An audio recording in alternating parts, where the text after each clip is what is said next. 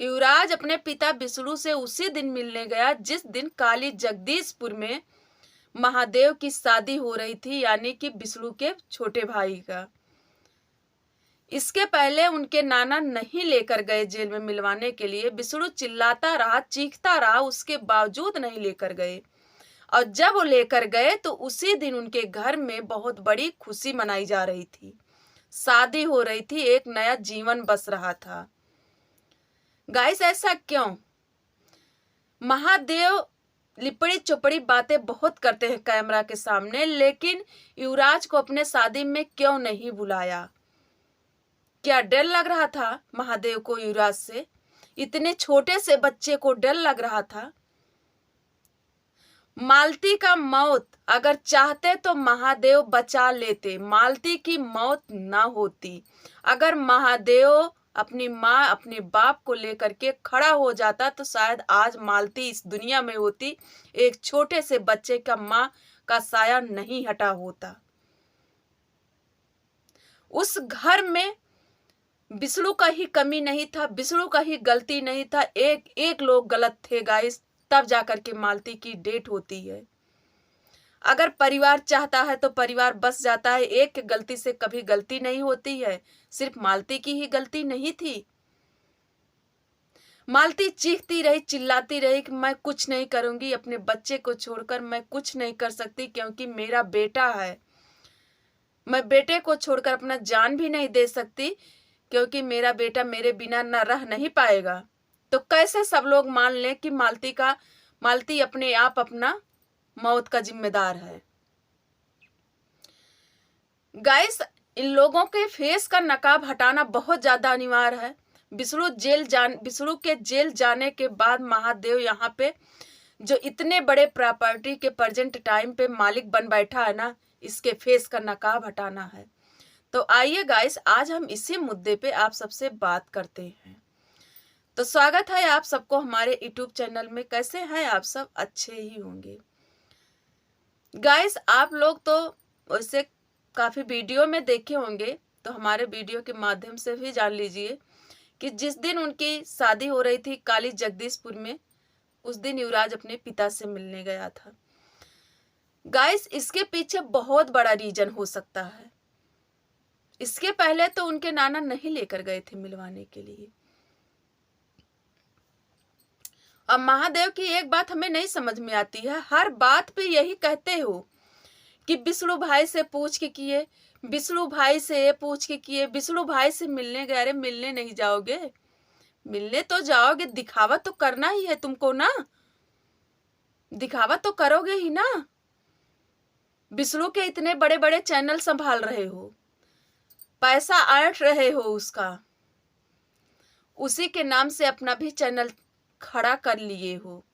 महीना में लाखों 2 लाखों की इनकम हो रही है तुम्हारी। कार से लेकर बुलेट तक जितनी प्रॉपर्टी थी प्रेजेंट टाइम पे कुल सब के मालिक बन बैठे हो।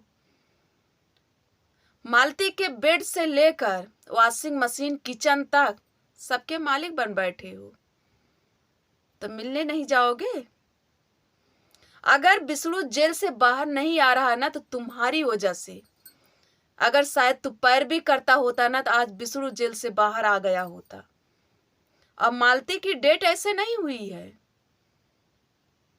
जिस समय मालती चीखती रही, चिल्लाती रही कि मेरी गलती नहीं है, मैं निर्दोष हूं, अकेले पड़ गई थी, जा करके एक जगह रह रही थी, स्थान नहीं बताई थी, फिर बताई कि हम अपने मायके में हैं। गए नहीं थे,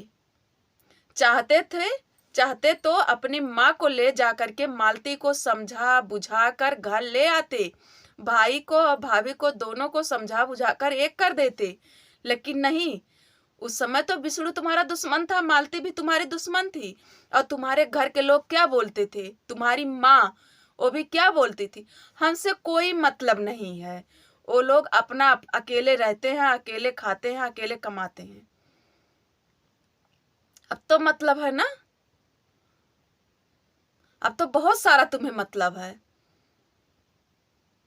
क्योंकि उसकी प्रॉपर्टी से जो तुम राज कर रहे हो, वही प्रॉपर्टी देखकर ज्योति तुम मालती की तरह कोई हो नहीं सकता।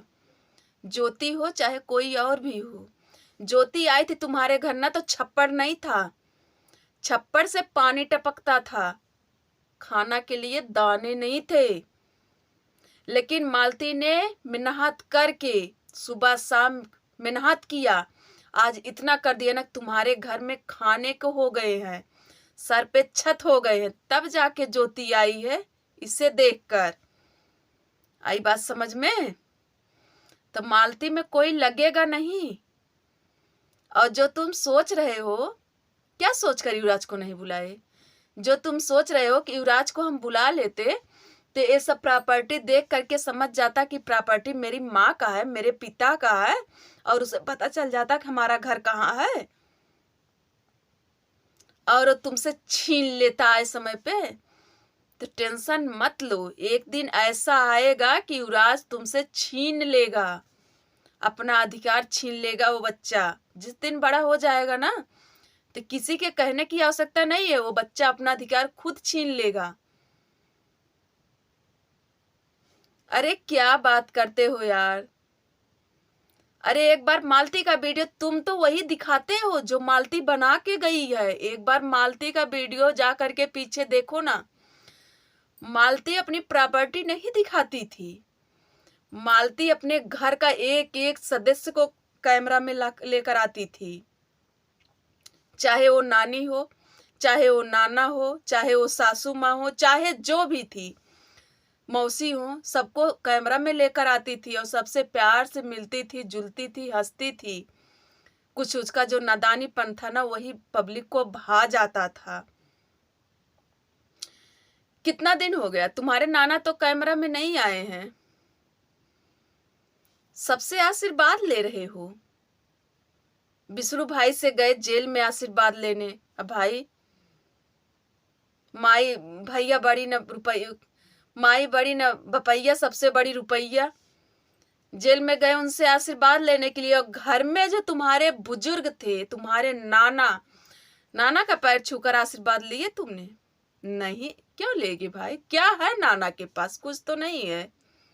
नाना के पास भी अच्छी खासी प्रॉपर्टी होती तो उनको भी अच्छे से आशीर्वाद लेते। वाह महादेव वाह। तो पब्लिक को ये गुमराह करना बंद कर दो। और क्या ही बताएं, वीडियो बहुत लंबा हो रहा है गाइस, बंद कर देते हैं वीडियो, फिर मिलते हैं दूसरी वीडियो में। लेकिन इनका नकाब फेस का हम उतार के आप सबके बीच में रख के दिखाएंगे कि कितने घटिया किस्म के इंसान हैं। शायद इन्हीं की वजह से आज मालती नहीं है इस दुनिया में। अगर ये चाहते ना, बिसड़ू के बाद यही थे, बिसड़ू के भाई में ये चाहते तो आज मालती जिंदा होती। गाइस काफी लंबा हो रहा है वीडियो, बंद करते हैं। Bye bye.